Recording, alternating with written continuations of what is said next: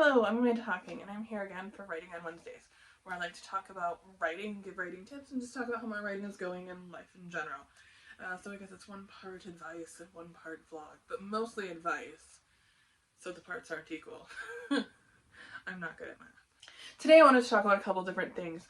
I've seen people, I've asked people to comment what they want me to talk about, and someone asked if I wanted to talk about music, so I thought I would talk about music a little bit.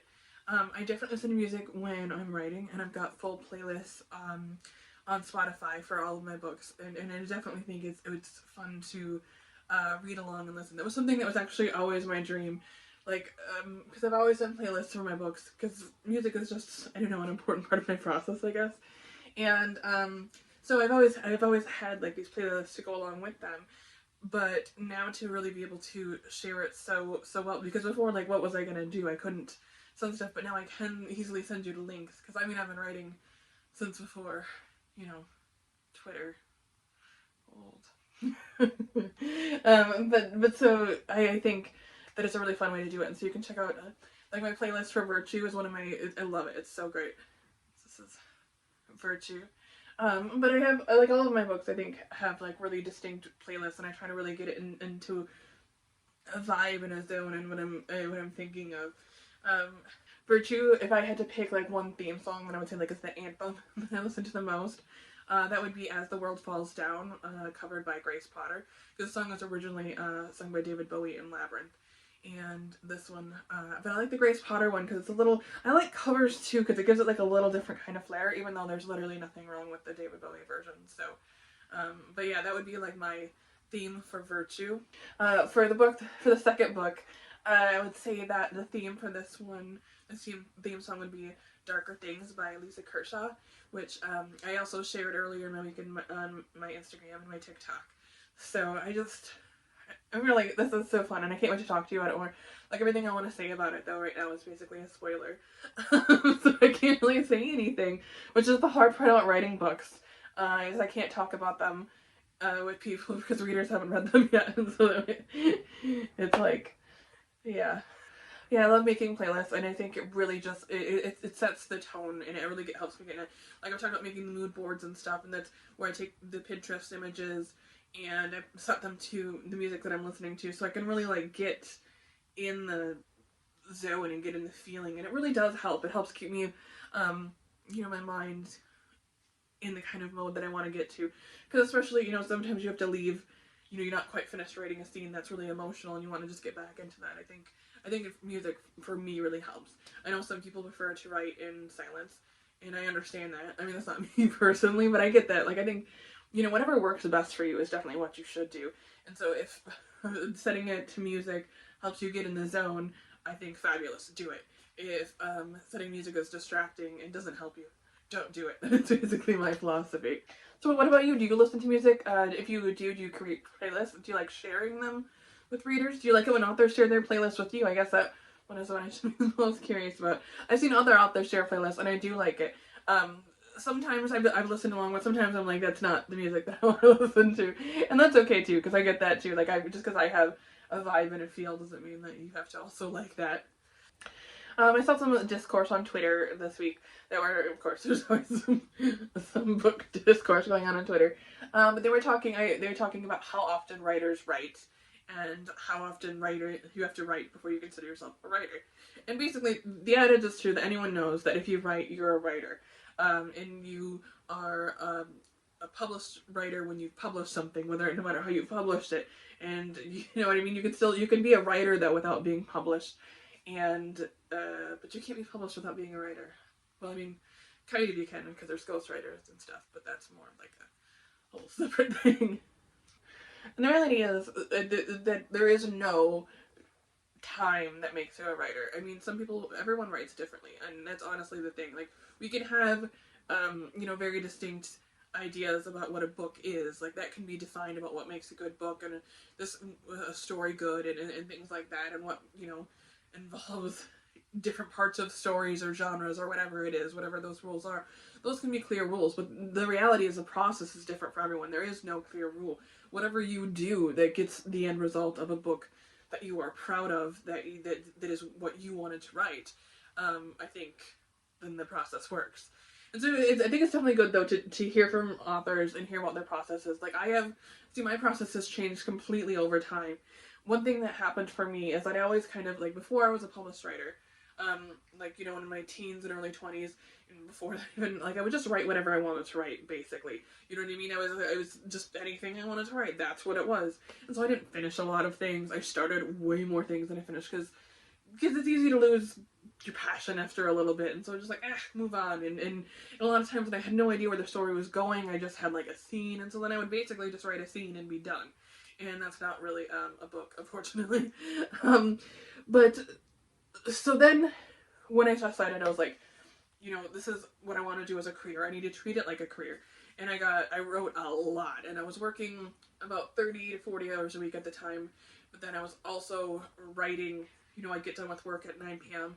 and then I would write until like 6 a.m. and then I would sleep and go to work, and that was my life. At the time, I didn't have much of a social life. I think we even didn't have internet.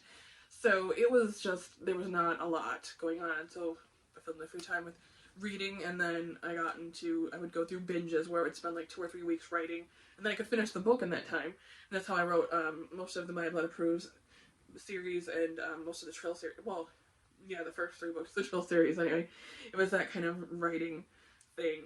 And it's a very feast or famine way of writing that I was just completely like immersed in it, or I was not. But I was really like pushing, and then I started outlining, and then from that point, when I started getting contracted for books and everything kind of was getting more like, this is my career, this is actually what I'm getting paid to do, not just what I'm aspiring to get paid to do. I was like, I have to take this seriously, and I started outlining more, and I became very like rigid to the outline. And I definitely think it hurts my passion for writing. I kept trying to streamline it, and because basically I wanted to start writing, like I wanted a perfect first draft. I wanted my first draft to be like completely perfect, and that's not only is it impossible, but my obsession with perfection and trying to make it like the best thing I've ever written, it really pulled me away from the story, because I wasn't thinking about the characters, which should be my first thought and for your rough draft, especially for the kind of writing that I do, my first thought needs to be on the characters. Everything else is ancillary to that. I think when my books work well, and when the writing is really working for me, and for my most popular books, that was the way they were written, is that they were character first, and everything else happened around that, and I let the character really lead the story. And then, I really got then I got fixated with outlining and having a clear direction and having it very structured plot-wise, and that pulled me away from the characters. I wasn't as close with them, because I was always have to be, more omniscient and looking above in the whole pictures, and I think in some ways that did strengthen my plot. But because it pulled me away from the characters, I think reader connection was a little bit lost, and my enjoyment was lost. It was harder for me to write and harder for me to get into, and I think that makes it harder for readers. I think they can feel that too sometimes. Not true for everyone or every book, but at least with me, I think that readers know when I'm like, I don't know, keeping my characters at arm's length. And so that's something that, I've really had to go through and change my process and look at what was working, what wasn't working. So now I am writing in a much more intuitive base, and I would say that I definitely still outline. There's still structures and overall arch. But I'm leading and letting the characters lead more, and I'm not, if a character decides to go left, I don't force them to stay right, to stay true to the outline as much as I used to. I let them just go, and we'll see what's over here, and maybe that's going to affect the ending of the book or things that happen in the future. But I think it's better for it, because it feels, it's more character driven. I'm going where their characters go and where they take me. And so it's been fun for me. I've also switched over from originally typing my rough drafts to now I handwrite my first draft on my iPad. And my first drafts are also now incredibly, incredibly messy. I mean, my handwriting is actually pretty good. I work on my handwriting. But it's not great. That's nothing spectacular.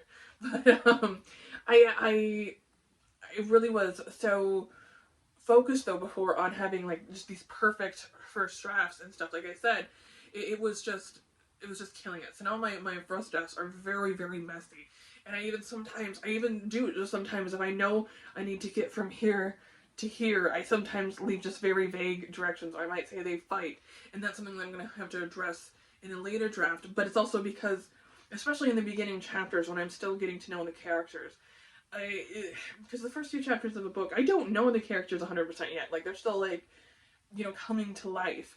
By the end of the book, I always have a clear idea of what it is, but now I'm not boxing myself in before I figure them out, because sometimes I think, well, this guy is going to be a nerd, or this guy is going to be a jock. But then I get towards the end and I realize, no, that exactly isn't what I wanted. That something a little different would work better. But now I've kind of like already built them into this, and I've got all this stuff figured out. Well, now I don't decide as many things ahead of time. I decide it as I'm writing some of the things.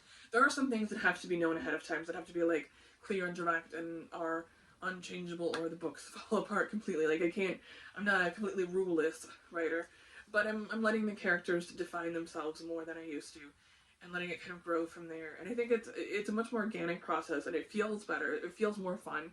And I think I enjoy it too, because I think for me, one thing that I like about writing is discovering and exploring. And if I do all the discovering and exploring before I actually start writing, then it kind of makes it boring to me. If I know exactly what's going to happen, I have to have a little bit of surprise still in there for me. Otherwise, it takes out some. Okay, sorry about that. My video just stopped recording in the middle of my sentence, so that's why there's that weird cut that just happened, or at least I'm assuming there will be when I'm editing it. But so yeah, anyway, I was saying that I've just really gotten into a more character-based style of writing. And I also want to, as I kind of said, but I just want to reiterate that there is no wrong way to write. So if you're outliner, go nuts. If you are pantser, which means you write by the seat of your pants, also go nuts. I would say I'm something more of a hybrid now, and that my first drafts are very, very, very messy, but they're a lot more enjoyable to write, and I think that they sound more authentic and they're more character driven when they're finished books. But that's just like saying that my process, though, has just changed so much over the course of the past, well, my whole entire life. I've basically been writing my entire life. My process is always changing and always adapting. I do find writing by hand is the thing that makes me feel the most connected to my work, and it's what I'm most comfortable doing. And I don't know why. I mean, obviously, I know when I first started writing, I didn't have a computer or anything, so everything was handwritten when I was a kid, and so that was a big part of it.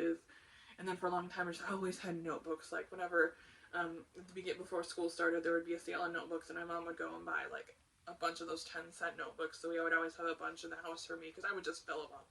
Like I was constantly writing as a kid.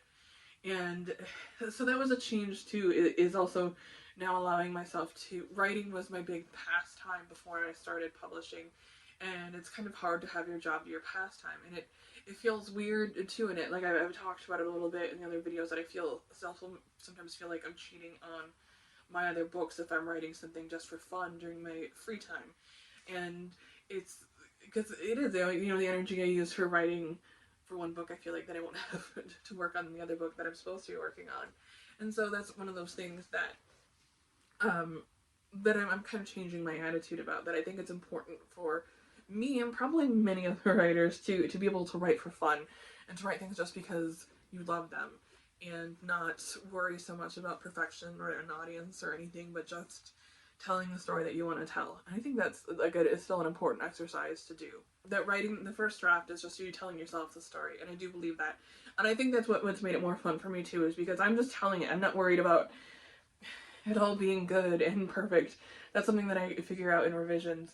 But the first draft is allowed to be just messy and just spilling out thoughts, and then it becomes something once I know who everyone is, and it's all coming together so well, and I love it. I love the way that I have been writing now.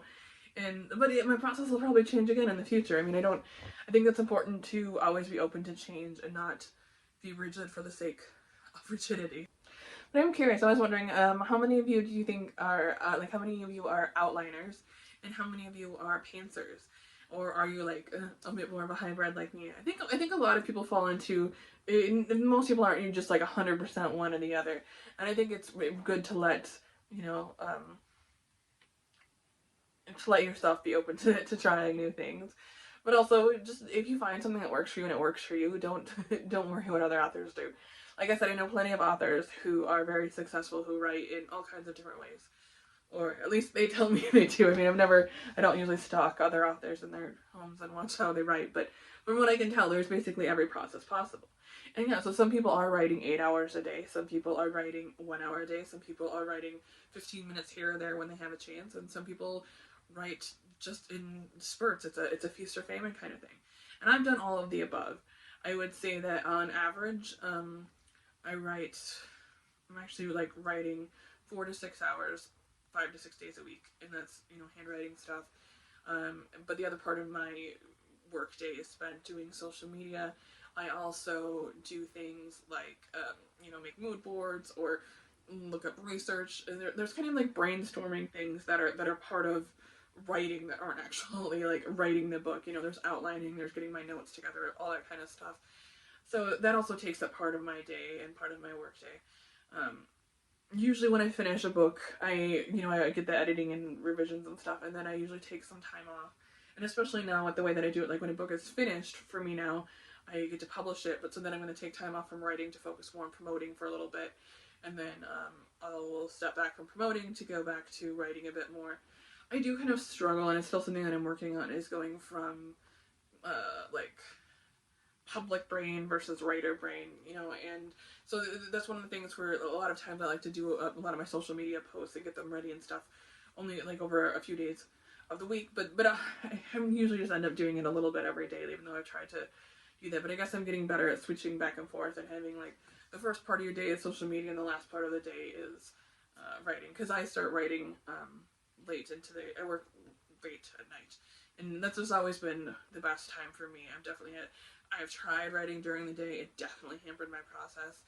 My brain doesn't want to go there. It wants to, I don't know, be sluggish during the day. It's a very silly brain. Yeah, so that's basically how I write my books. And I'm curious to know how you all write yours. And I'm also curious to know if you listen to music or if you listen to silence. And again, I've been getting a lot of like good feedback from these videos, and it's been so great to see. And I'm so excited to see that you guys are enjoying these videos, because like I said, it is fun for me to do this. And even though it's a different, it's a different experience in writing, it's fun to be able to talk and share things. And I think especially being a new writer, it can seem scary and overwhelming, and like everyone else has it figured out. But the truth is that they don't. None of us have it figured out. I mean, some people maybe have it more figured out than I do, for sure. But I think in general, we're all just kind of... so if you enjoyed this video, please hit like and subscribe, because that really helps YouTube stuff, so that I can get more views and I can talk to more people, and yeah. But as always, until next time, stay safe, be kind, and happy reading.